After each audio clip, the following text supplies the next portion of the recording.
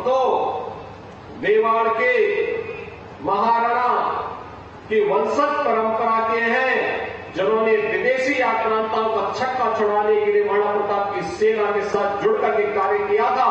ये गौरव की अनुभूति, यही विरासत का सम्मान है और यही विरासत का सम्मान हमें अपनी जड़ों के साथ जोड़ता है। जिसको अपनी विरासत पर गौरव की अनुभूति नहीं होती, वो अपने जड़ों को भी मजबूत नहीं कर सकता है और अपनी धरती माता की प्रति भी माता भूमि पुत्रोहम प्रतिज्ञा के इस भाव को भी कभी मजबूती प्रदान नहीं कर सकता है। जड़ों से जुड़ने का हमारे जनजातीय समुदाय का अपना अनुभव है, एक गौरवशाली उनका अतीत है। तो जंगलों की रक्षा का भी दायित्व उन्होंने अपने कंधों पर उठाया।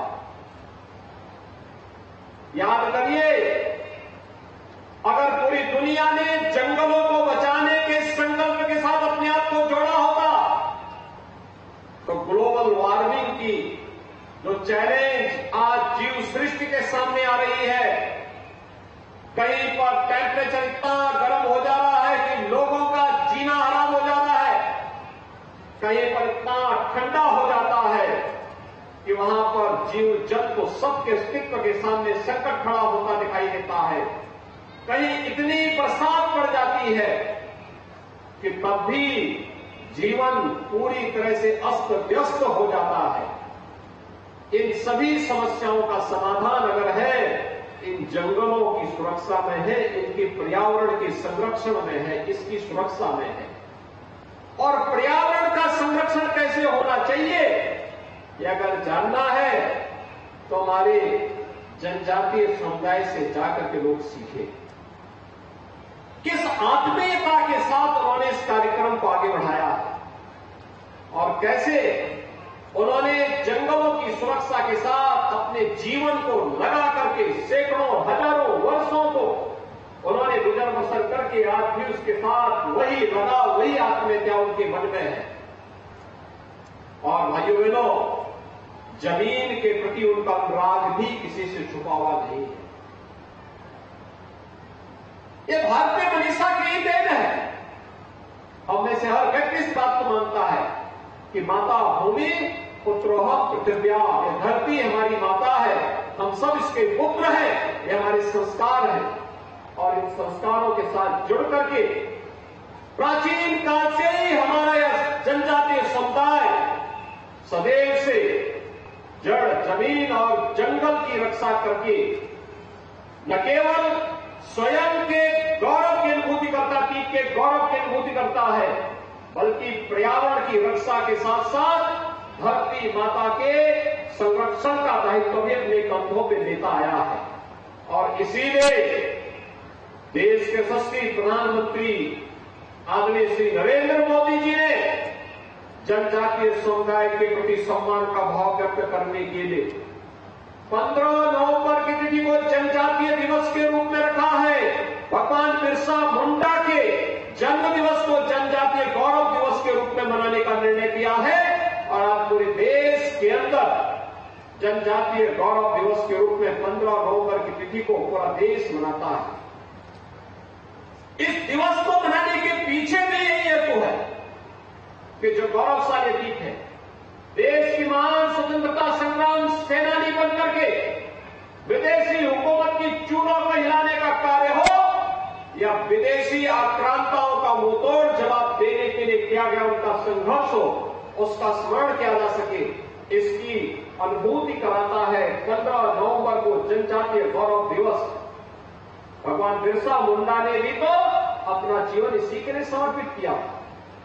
थारू समुदाय के लोगों ने महाराणा प्रताप के सेना का हिस्सा बनकर के विदेशी हुकूमत को भारत की धरती से खदेड़ने के लिए और अंतिम दम तक लड़ने के, धरती माता की रक्षा करने, उन किसी भी प्रकार के आक्रांताओं को भारत की धरती पर बर्दाश्त नहीं करेंगे, इस संकल्प के साथ महाराणा की सेना के साथ चल करके लड़ करके भारत की सुरक्षा में, धर्म और संस्कृति की रक्षा में अपना योगदान दिया था। और आज यही कारण है भाइयों बहनों, जब हम भारत के अंदर प्रधानमंत्री मोदी जी के नेतृत्व में भारतीय जनता पार्टी सरकार के 9 वर्ष के सुशील कार्यकाल को देख रहे हैं, हमारे पास बहुत कुछ है कहने के लिए, बहुत कुछ है कहने के लिए। एक और वैश्विक मंच पर बढ़ रहा भारत का सम्मान। अभी परसों 21 जून को हम योग दिवस का आयोजन करेंगे, अंतर्राष्ट्रीय योग दिवस। दुनिया के लगभग 200 देश अंतर्राष्ट्रीय योग दिवस के साथ जुड़ेंगे। भारत की ऋषि परंपरा के प्रति कृतज्ञता ज्ञापित करेंगे। शरीर और मन से कैसे व्यक्ति स्वस्थ रह सकता है, इसकी आप एहसास भी करेंगे, योग के साथ जुड़कर उसका एहसास भी करेंगे। भाइयों बहनों, एक तरफ विरासत को सम्मान देने का एक कार्यक्रम, प्रयागराज कुंभ को आपने देखा होगा, दुनिया के अमूर्त सांस्कृतिक धरोहर के रूप में कुंभ को मान्यता देना, ये भी प्रधानमंत्री जी के कारण हुआ। भारत की सांस्कृतिक और आध्यात्मिक धरोहर को वैश्विक मान्यता मिल रही है। विश्व में भारत का सम्मान बढ़ रहा है। आपने देखा होगा, आज ही प्रधानमंत्री जी अपने 6 दिवसीय दौरे पर दुनिया के तमाम देशों में गए हैं। मिस्र और अमेरिका की उनकी यात्रा एक बार फिर से यादगार करने वाली है। वैसे ही जैसे 19 मई से लेकर के 24 मई के बीच 6 दिवसीय उस यात्रा के दौरान आपने देखा होगा कि प्रधानमंत्री जी दुनिया के जिन भी देशों में गए, पापुआ न्यू गिनी हो, जापान हो, ऑस्ट्रेलिया हो, इन सभी देशों में प्रधानमंत्री जी को जो सम्मान मिला वो अभिभूत करने वाला है, प्रत्येक भारतीय के गौरव को बढ़ाने वाला है। आज वैश्विक मंच पर आप देखते होंगे, जहां कहीं भी संकट खड़ा होता है, दुनिया संकट मोचक के रूप में प्रधानमंत्री मोदी जी की ओर देखती है, भारत की ओर देखता है, आशा भरी निगाहों से भारत की ओर देखता है। यह वैश्विक मंच पर भारत का बढ़ता हुआ सम्मान है, तो सुरक्षा का बेहतर वातावरण भारत के अंदर बनना। आज भारत सुरक्षित है, एक तरफ सुरक्षित भारत और दूसरी तरफ समृद्धि की ओर अग्रसर होता हुआ भारत, समृद्धि की ओर अग्रसर होता हुआ भारत। हाईवे बन रहे हैं, रेलवे का कनेक्टिविटी बेहतर हुई है, एयरपोर्ट बन रहे हैं, इंटर स्टेट कनेक्टिविटी बेहतर हुई है, गांव-गांव को सड़कों से जोड़ने का कार्य हो रहा है, हर घर बिजली और हर घर नल की योजना साकार हो रही है। लोक कल्याणकारी और गरीब कल्याणकारी योजनाओं में एक नए मानक 9 वर्ष के अंदर प्रधानमंत्री मोदी जी के नेतृत्व में भारतीय जनता पार्टी सरकार ने गढ़े हैं। भाइयों बहनों, आज से 9 वर्ष पहले एक सपना था कि गरीब को भी मकान मिलेगा, लेकिन आज ये सपना साकार हुआ है।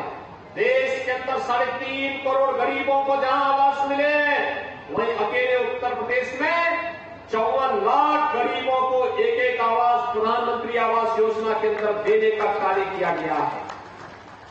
2 करोड़ 61 लाख गरीबों को हम लोगों ने फ्री में शौचालय की सुविधा उपलब्ध करवाई है। देश के अंदर 10 करोड़ ऐसे लोगों को सुविधा प्राप्त हुई है। भाइयों बहनों, आज से 5 वर्ष 7 वर्ष पहले गरीब के लिए उपचार एक सपना था। आज प्रधानमंत्री जन कल्याण योजना के माध्यम से आयुष्मान भारत योजना आप सबको 5 लाख रुपए की स्वास्थ्य बीमा का कवर देता है। आज इसकी कोई समस्या नहीं कि व्यक्ति बीमार पड़ा, उसके बाद परिवार में इस बात के लिए लोग दुखी है कि उपचार कैसे होगा। प्रधानमंत्री आयुष्मान भारत योजना आपके उपचार के लिए आपको सहयोग देने के लिए तैयार है।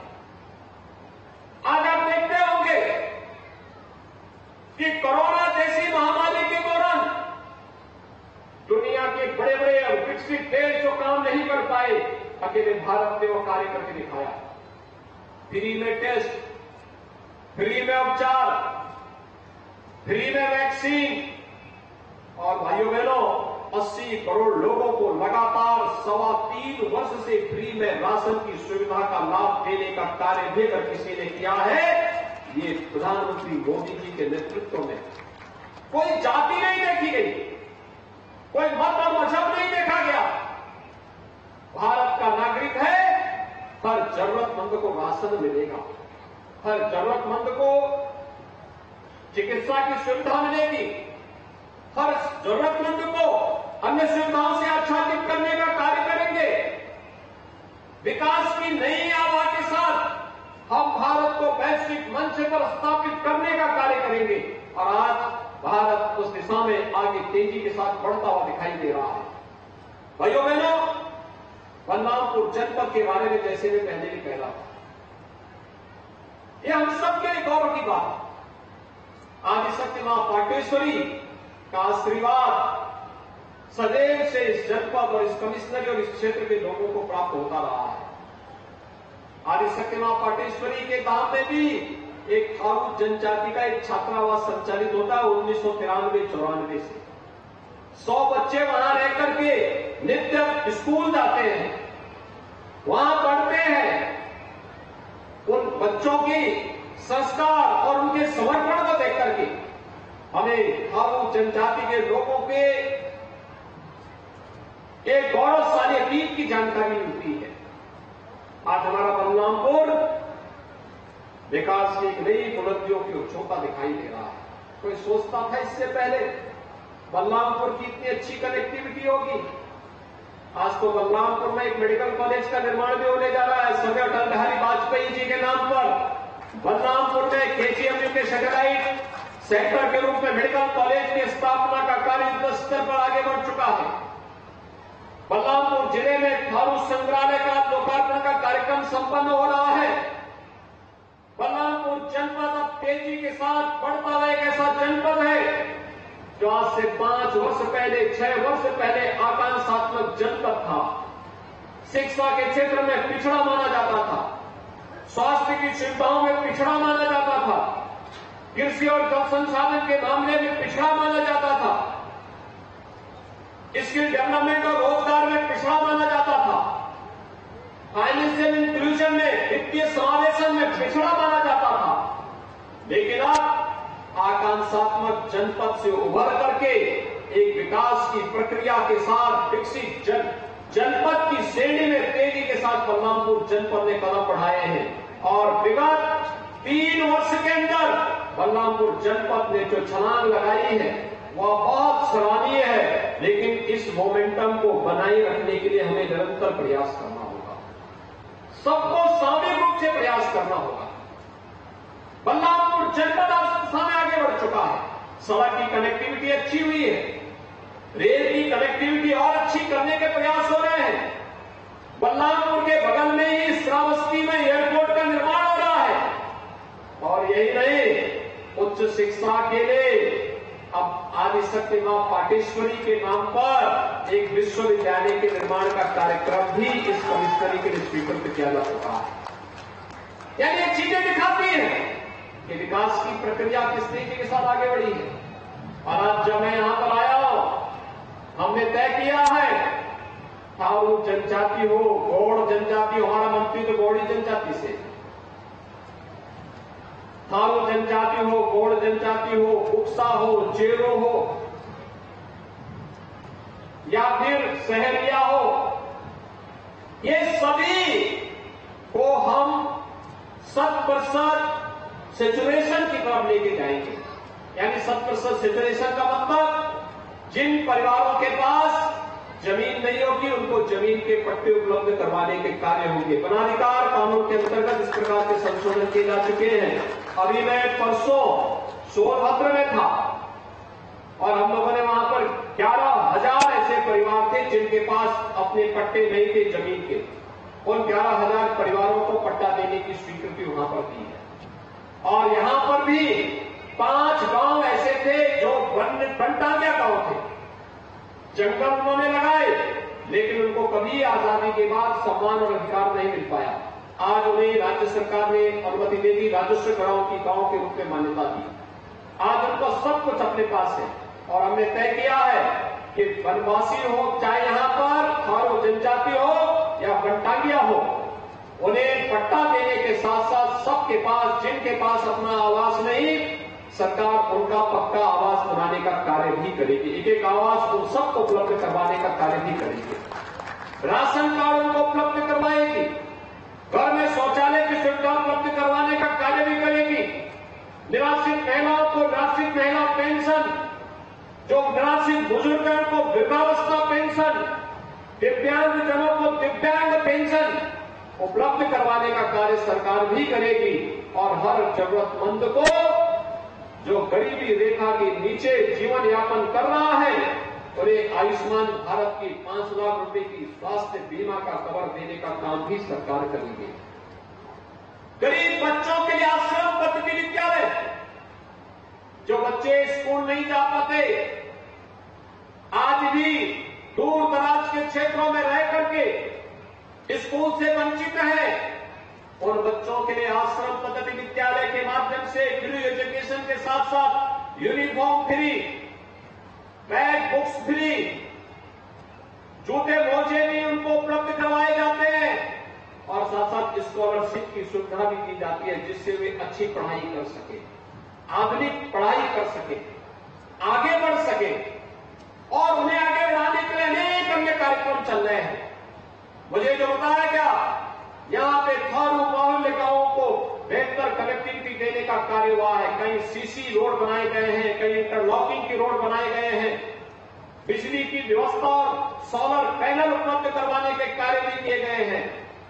हर घर नल की योजना के साथ जोड़ने का कार्य भी हो रहा है। और साथ साथ अभी मैं देख रहा था जो प्रदर्शनी लगी हुई है, वास्तव में ईश्वर ने इन्हें एक हुनर भी दिया है। इनकी हाथ की सफाई, कितनी अच्छे ढंग से कलाकृतियों को बनाने का कार्य सभी लोग करते हैं और इसको एक मंच भी मिलना चाहिए। इसीलिए आज यहां पर प्रभारी मंत्री के साथ पर्यटन मंत्री भी आए हैं, समाज कल्याण और जनजाति कल्याण के मंत्री भी आए हैं। कॉमन फैसिलिटेशन सेंटर बना करके जनजातीय समुदाय अपना सामान वहां पहुंचाए, उनका दाम उन्हें मिले और फिर उसे मार्केट की सुविधा उपलब्ध करवाने का कार्य प्रशासन और शासन करेगा, जिससे इनकी आमदनी को और अधिक आगे बढ़ाया जा सके, इनकी आमदनी में वृद्धि की जा सके। ये जो संग्रहालय है, ये संग्रहालय आपकी विरासत को आगे बढ़ाने का, उसको विकास के साथ जोड़ने का, उससे आने वाली पीढ़ी को गौरव की अनुभूति कराने का एक अवसर प्रदान करेगा। और इसलिए संग्रहालय के संरक्षण के साथ साथ यहां पर नियमित रूप से लोगों का आवागमन हो, लोग देखें। यहां के जो मुखिया हैं, थारू जनजाति से जुड़े हुए जितने ग्राम प्रधान हैं या मुखिया हैं, उनसे भी मैं अनुरोध करूंगा कि उनके पास जो पुराने थारू संस्कृति से जुड़े हुए ऐसे सामान पड़े होंगे, जिनको आज के समय में हो सकता है कि वे उपयोग में कर रहे हो, लेकिन वह संग्रहालय में रखने लायक होंगे, वह यहां पर संग्रहालय में उपलब्ध करवाएंगे। तो उसके नीचे हम एक पट्टिका में उनका नाम जरूर लिखेंगे, ये उनके द्वारा प्रदान किया गया है। तो इस संग्रहालय के साथ उनका नाम भी हमेशा के लिए अमरता की ओर बढ़ जाएगा।